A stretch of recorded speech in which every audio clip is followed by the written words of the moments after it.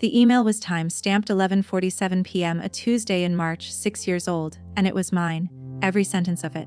The hydraulic pressure calculations, the sketch attached as a JPEG, because I hadn't learned to export PDFs cleanly yet, even the typo in the subject line I'd never bothered to fix. I read it 3 times standing in the server room at Red Wing Engineering with a paper cup of bad coffee going cold in my hand, and the thing I remember most is how quiet it was. No dramatic music. No confrontation. Just me, a dying fluorescent light, and 6 years of my life rearranging itself into a shape I finally recognized. My name is Grace Hollis. I'm 34 years old, and until about 4 months ago, I was a mechanical design engineer at Red Wing Engineering in Peoria, Illinois, a company that's been building tillage and planting attachments for Midwestern farm equipment since 1961. If you've ever seen a green and white planter frame rolling behind a tractor in central Illinois, there's a decent chance a piece I designed is bolted somewhere onto it. I say, wuss, because I don't work there anymore, not in the way I used to. I'll get to that. This is a story about 6 years of my work, walking out of my office in someone else's mouth, and about the stretch where I stopped being angry long enough to be careful, and how being careful is what actually won. I started at Red Wing in the summer of 2020, 3 months out of my master's program at Bradley University, hired into a 9-person mechanical design team that reported up through engineering into a division called Ag Systems. My start date was memorable for the wrong reason. My orientation got pushed back 2 weeks because of a COVID outbreak in the building, and when I finally walked in, badge photo still smelling like laminate, there was exactly one other new hire from that same cohort, a guy named Owen, 29, transferring in from a competitor out of Moline. Owen had more industry experience than me on paper, a wider grin, and the kind of easy confidence that made him the person everyone in the break room gravitated toward within about a week. We were assigned to the same design pod, 6 desks in an open bay under a bank of windows that looked out over the parking lot, and past that the river. For the first year, we were something close to friends. We ate lunch together at the taco truck that parked outside the plant on Thursdays. He came to my cousin's wedding as a plus one when his own date fell through. I trusted him the way you trust someone you assume is playing the same game as you. The work itself was good work, the kind you can be proud of without pretending. Red Wing's bread and butter was hydraulic depth control systems, the mechanism that lets a planter automatically adjust how deep each row unit sets a seed based on soil resistance, instead of a farmer eyeballing it row by row. In my second year, I got assigned to a small internal skunkworks project, 3 of us, trying to solve a problem that had been on the someday list for a decade, getting depth control to respond in real time instead of on a 2-second lag. Using a redesigned proportional valve and a control loop, I'd actually written the first draft to myself on a legal pad on a Sunday because I couldn't stop thinking about it. We called it quadradepth internally after the 4-point sensor array I'd sketched for it. Owen was on that project too, technically as a peer, though the valve architecture and the control logic were mine. I have the SolidWorks file timestamps and the legal pad to prove it, which matters later. Quadradepth worked, not right away. It took 11 months of iteration, 2 field trials in a test plot outside Morton that got rained out, and 1 spectacular failure where a prototype valve stuck open and a row unit plunged 4 inches deeper than it should have in front of the VP of product, which I still think about at 3 in the morning sometimes. But by the fall of 2022, we had a working system, and Red Wing's leadership was thrilled. There was a Monday morning ritual on our team called Design Review, run by our director, a decent, overworked man named Phil Castellano, where each pod presented progress to the wider engineering group. I gave the quadradepth update almost every week for a year. I wrote the design review decks. I built the presentation that eventually got shown to the company's executive team. I just didn't know yet that a second version of that presentation existed. One with my slides, my language, my diagrams, and Owen's name in the footer instead of mine. Looking back, the warning signs started small enough to explain away, which I think is exactly how it's supposed to work. In late 2022, Red Wing held its first Founders Innovation Award, a company-wide ceremony at the annual town hall meant to celebrate whichever project had moved the needle most that year. QuadraDepth won, easily. It was, by every internal metric, the best thing our division had shipped in a decade. Owen Szabo walked up to accept it. I remember standing near the back of the cafeteria, where they held the town hall, clapping along with everyone else, telling myself it didn't matter who physically took the plaque, because we were a team and the credit would even out eventually. Phil Castellano, our director, gave me a genuinely warm nod from the stage, said my name once in the list of contributors buried in his remarks, and moved on. I told myself that was fine. I told myself a lot of things were fine that year.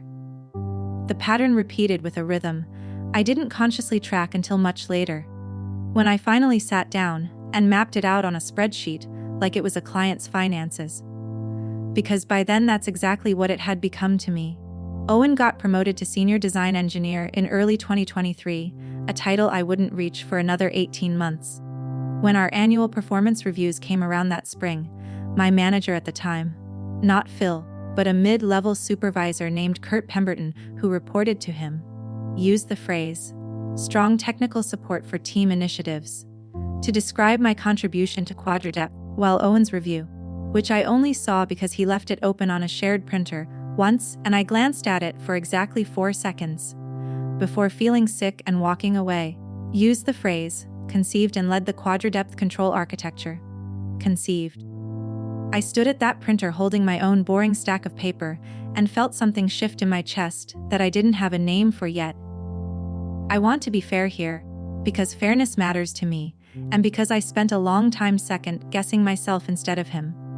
Owen was not incompetent. He was a legitimately solid engineer, good at the parts of the job I was bad at. He could walk into a room with the plant floor supervisors and get them on his side in 10 minutes. Something that always took me 3 separate meetings. For a while I told myself that was the trade we'd struck without ever discussing it. I did more of the foundational design work, and he did more of the translating it upward work. And maybe that was just how engineering teams functioned. Some invisible division of labor nobody had to name out loud. It's a comfortable story. It let me keep showing up every day without feeling like a fool. It also happened to be exactly the story someone would want me to believe if they were quietly taking credit for my work and needed me not to notice for as long as possible. By 2024, the pattern had a name inside my own head, even if I never said it to anyone else. The forward. Owen had a habit, whenever I sent him a draft, a spec, a set of calculations, a design note, of taking maybe 20 minutes before responding, and then either replying to just me with a minor tweak, or, more often, forwarding it onward to Kurt or to Phil or eventually to the VP of product, a sharp, busy woman named Renata Kessler, with his own summary paragraph on top and my original attached below, unremarked on, easy to miss if you were skimming on a phone during a commute, which is how most executives read their email. His summary paragraphs were good. That was the maddening part. He wasn't stealing lazily. He understood the work well enough to repackage it convincingly, to use in a way that sounded collaborative and somehow always landed the specific, ownable insight. The clever bit, the thing a promotion committee remembers. On his side of the sentence, there was a second award in 2024, a regional engineering trade recognition from the Illinois Manufacturers Association for innovation in precision agriculture, given to Red Wing's QuadraDepth team, and specifically, in the press release the company put out, to lead engineer Owen Szabo. I found out about it from a LinkedIn notification. I sat in my car in the parking garage before my shift for 11 minutes that morning, not crying, just breathing, doing the math on how many hours of my life over 4 years had gone into a system with someone else's name stamped on its public face. I thought seriously, that morning, about quitting. I had a folder of job postings open on my personal laptop by that weekend. What stopped me wasn't loyalty to Red Wing. It was a stubborn, unglamorous refusal to let him be the reason I left a job I was actually good at. The email that changed everything surfaced by accident, the way these things almost always seem to. In January of this year, Red Wing's IT department finally finished a project that had been on the books for 2 years, migrating the entire company off an aging on-premises Exchange server and onto Microsoft 365. It was the kind of unglamorous infrastructure work nobody thinks about until it breaks. And it broke plenty, which is exactly why I ended up talking to IT in the first place. My new cloud mailbox had gaps, whole months of 2021 and 2022 missing, and when I put in a ticket about it, a systems administrator named Wendell, who I'd swapped maybe 6 words within 4 years, told me the migration tool had choked on several old PST archive files sitting on a departmental shared drive, files that predated most people's current mailboxes and had been quietly excluded from the automated sync. If I wanted those years restored, he said, he could manually import the archive, but it would take a few days, and I'd need to point him to which PST file was mine. That was the problem. Nobody remembered which PST was whose. The shared drive folder, labeled simply Old Mail Archive 29/2022, held 11 files named by employee ID number instead of name, a decision some long, departed IT contractor had apparently made for reasons lost to time.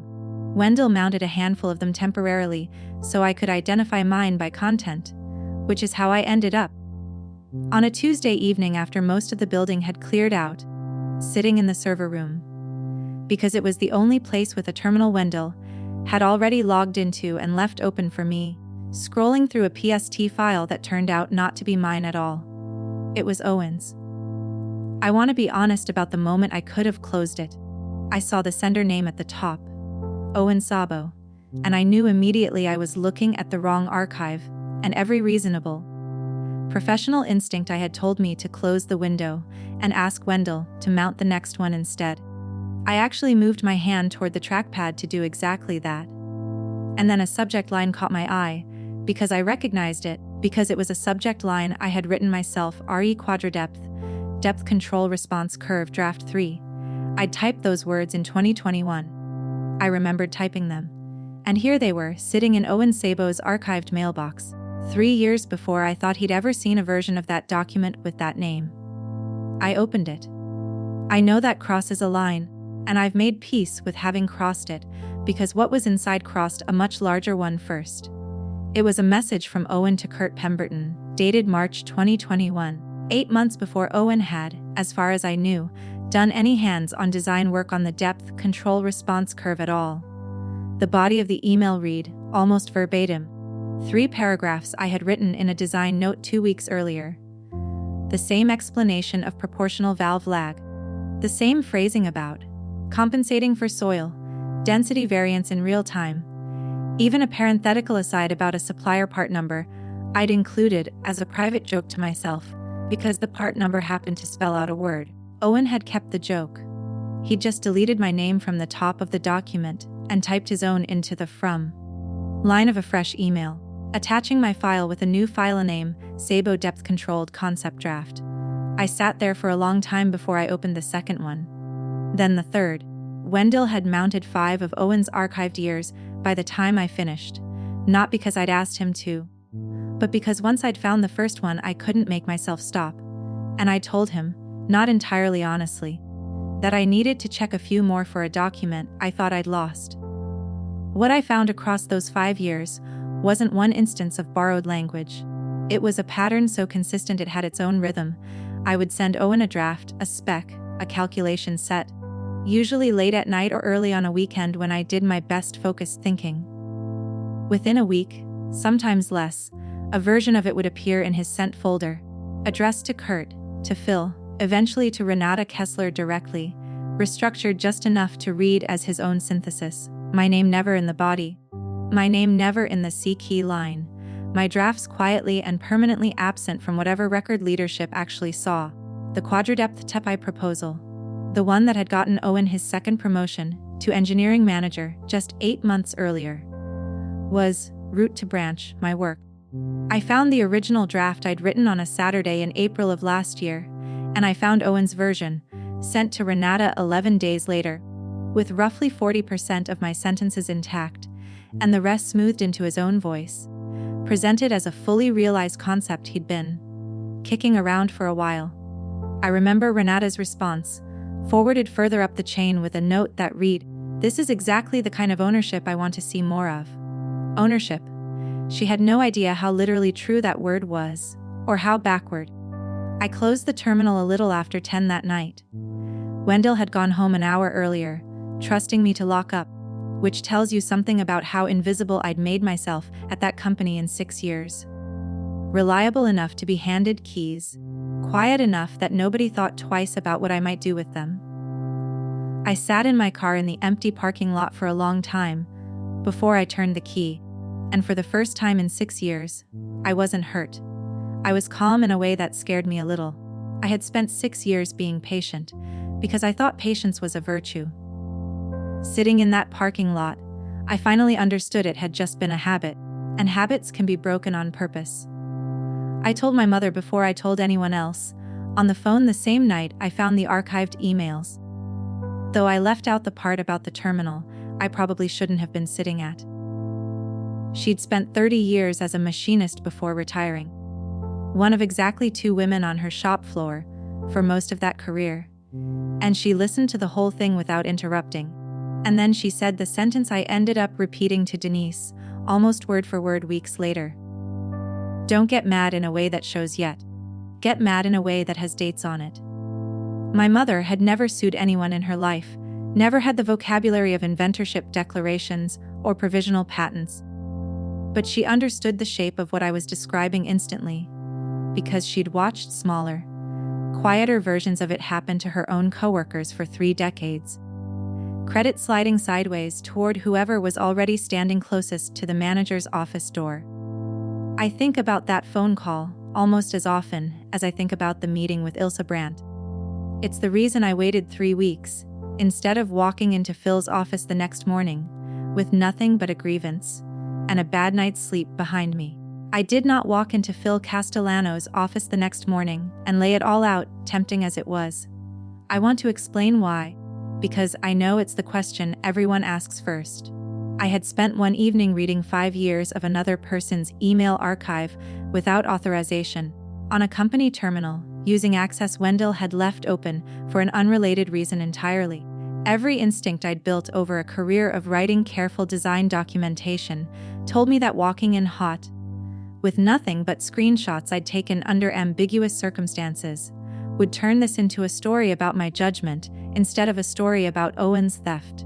So I went home, and I did not sleep much, and by 6 the next morning I had a plan instead of a grievance. The first call I made, before work even started, was to an employment attorney named Denise Falkowski, whose name I found through a former Bradley classmate who'd used her in a wage dispute. I told her everything, including the uncomfortable part about the archive, and she was blunt with me in a way I appreciated. She said the archive discovery, on its own, was legally murky enough that we shouldn't build the whole case on it. But that it didn't need to be the foundation, only the map. Everything Owen had forwarded upward over 4 years, she pointed out, had a twin sitting somewhere in systems I did have a legitimate right to access. My own sent folder, my own SolidWorks file metadata, my own design review decks with their timestamps, my own name on the original quadra-depth legal pad I'd never thrown away. The archive told me where to look. It didn't have to be what I showed anyone. Over the following 3 weeks, working most nights after my regular hours, I rebuilt the entire case using only material that was unambiguously, provably mine. I pulled SolidWorks file properties showing creation and modification timestamps going back to 2021, all under my own user credentials, predating every version Owen had ever sent upward by weeks or months.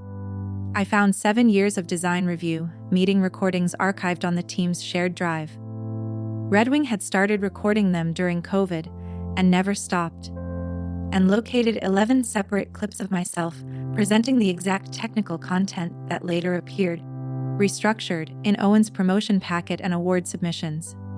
I gathered my own sent, folder copies of every draft I'd emailed him, each one with my name in the from line and a timestamp Denise said would hold up anywhere.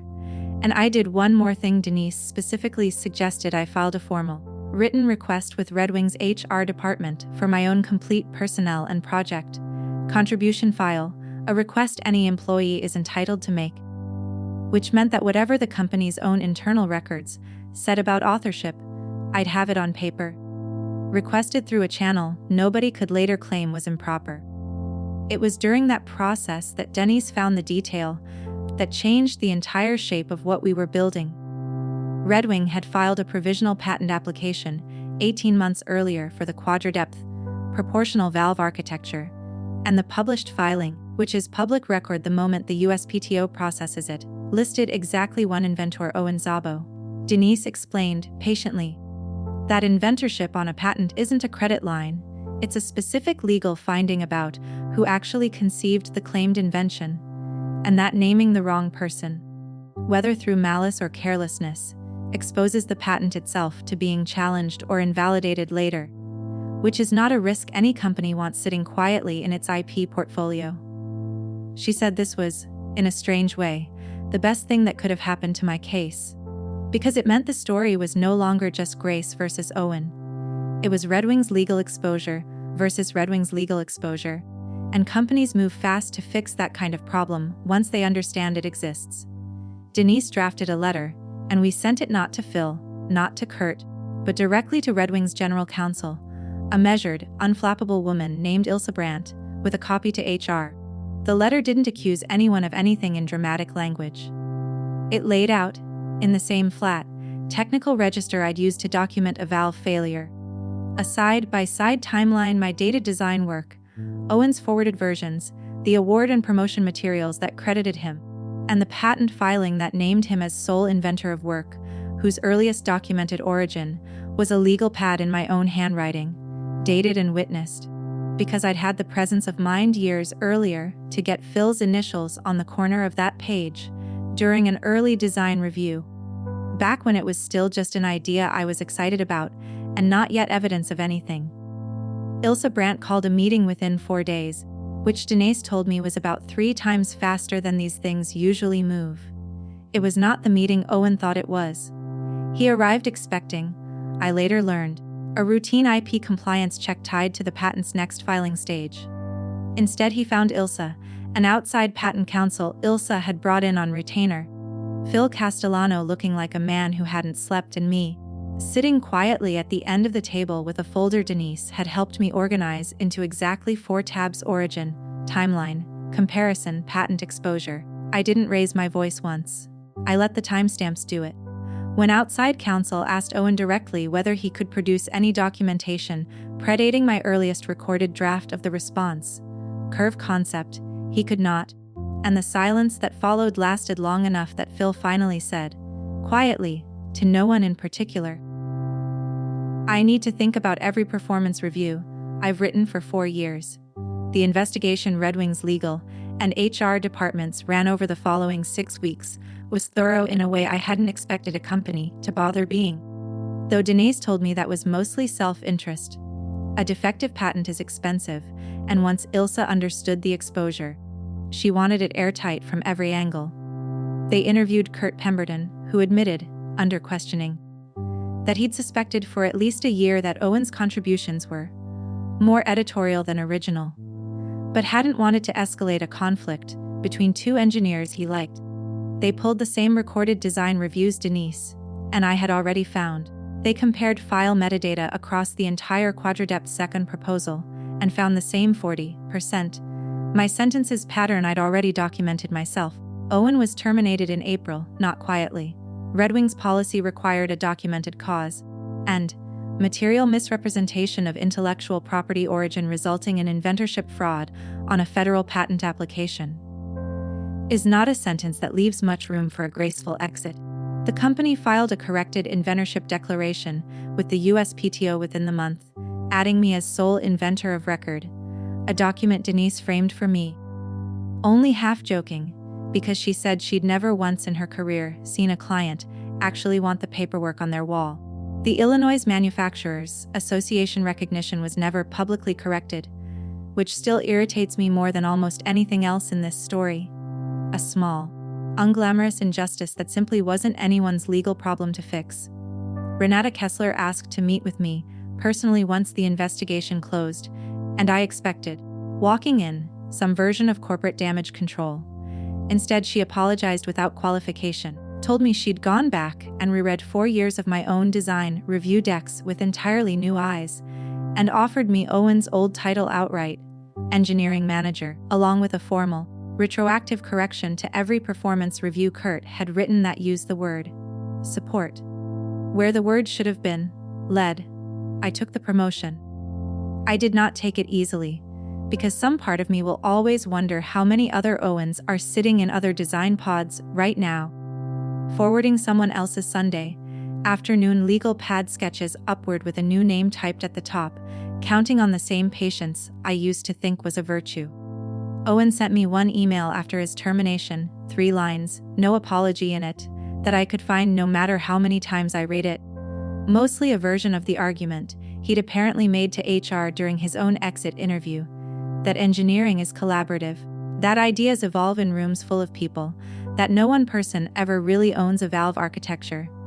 I understand, intellectually, why a person would need to believe that on his way out the door.